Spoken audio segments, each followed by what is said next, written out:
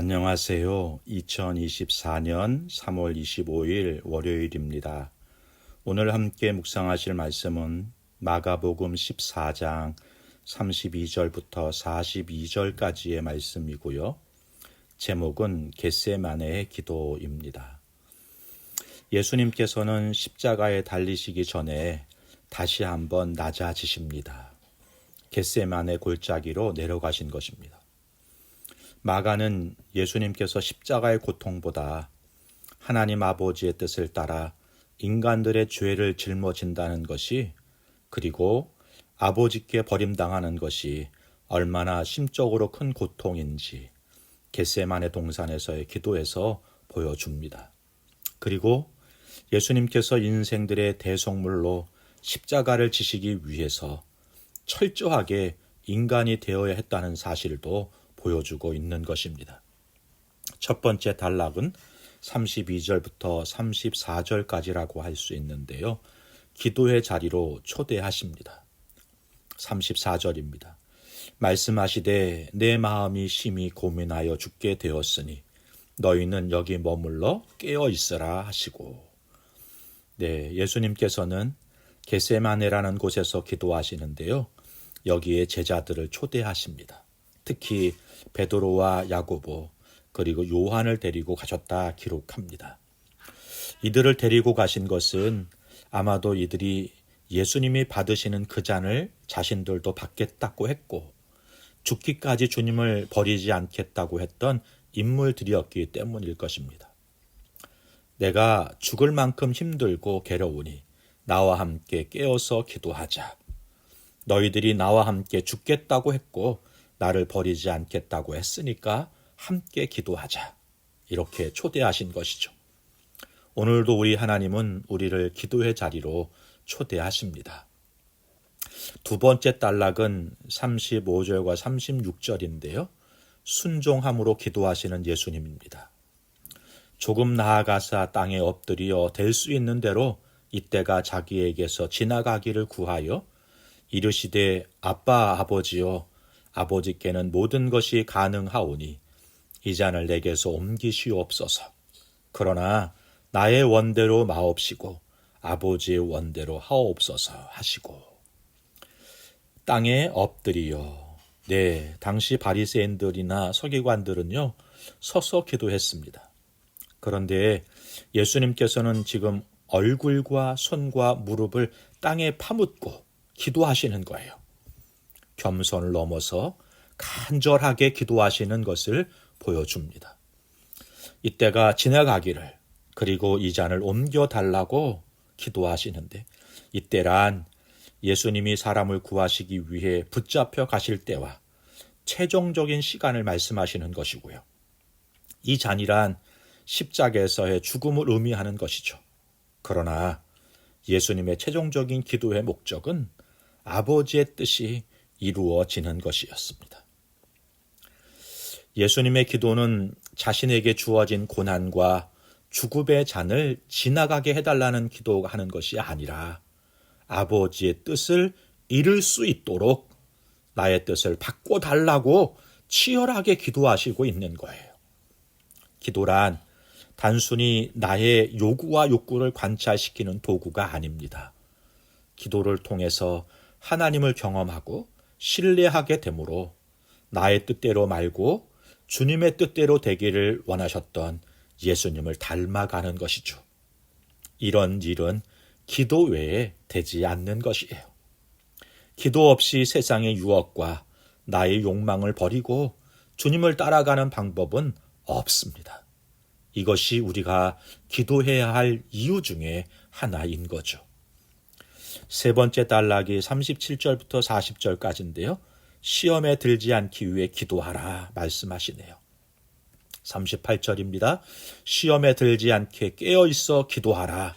마음에는 원이로되 육신이 약하도다 하시고, 예수님이 기도하시고 돌아와서 보니까 제자들이 자고 있는 거예요.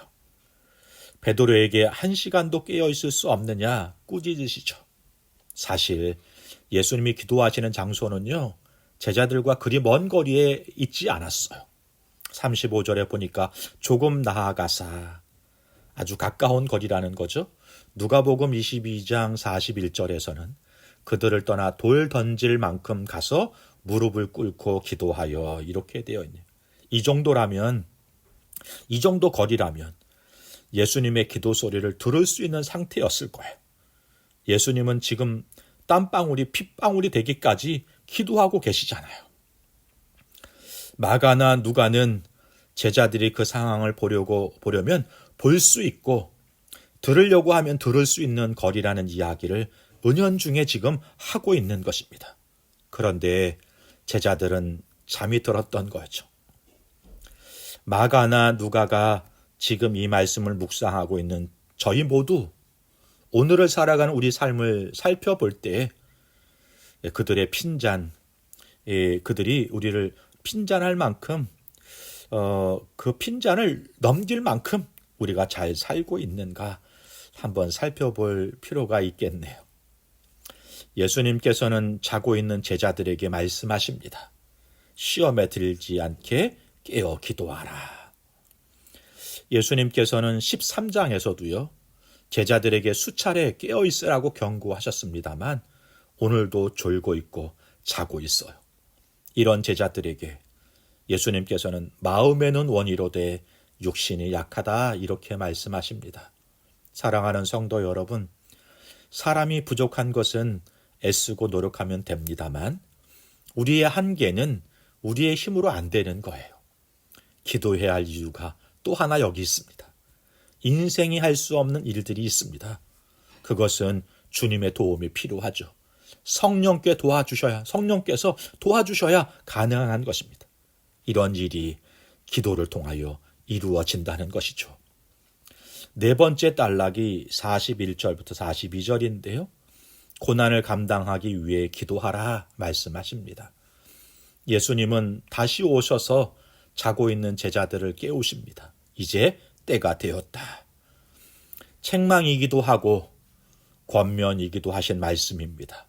그리고 다시 제자들에게 이렇게 초청해요. 42절이요.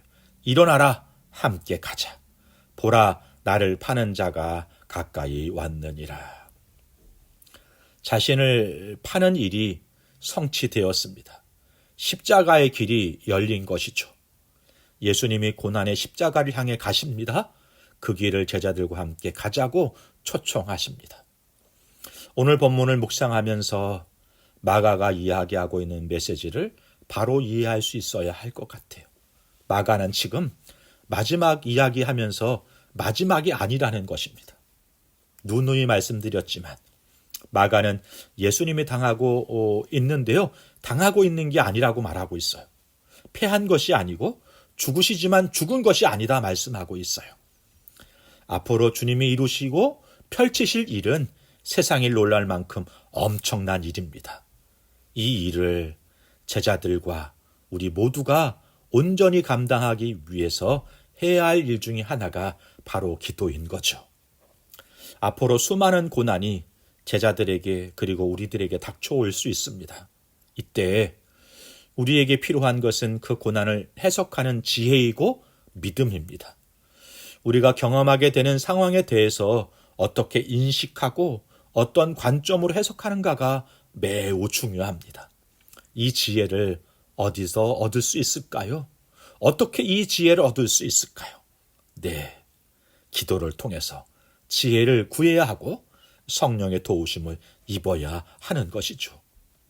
성경은 오늘 예수님의 사역 가운데 마지막을 보여주는데 겟세마네 동산에서의 기도하시는 예수님의 모습을 보여줍니다. 3번씩이나 기도하시는 예수님. 기도하는 성도는 고난을 이기신 주님을 바라보게 됩니다. 그리고 그 고난을 통해 이루실 일들을 바라보게 되는 것이죠. 기도를 통해 맡기신 일들을 이루어가게 되고 앞길을 열어가는 우리 모두가 될 수 있었으면 좋겠습니다. 기도하겠습니다. 좋으신 하나님 아버지, 우리를 위해 인간의 몸을 입으시고 찔리시고 찢기시고 상하시며 버려지시기까지 우리를 위하시니 그 은혜에 감사를 드립니다. 울부짖으며 기도하시는데 졸고 잠들었던 제자들만큼이나 어리석고 무지했다. 예, 우리 삶을 돌아볼 때 고백하지 않을 수 없습니다. 그런 우리를 용서하여 주옵소서. 오늘도 말씀 가운데 우리의 약함과 악함을 깨닫게 하여 주시니 감사합니다.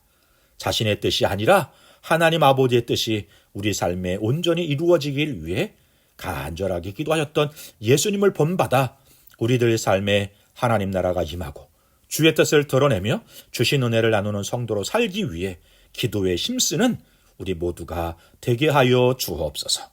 예수님의 이름으로 기도하옵나이다. 아멘. 감사합니다.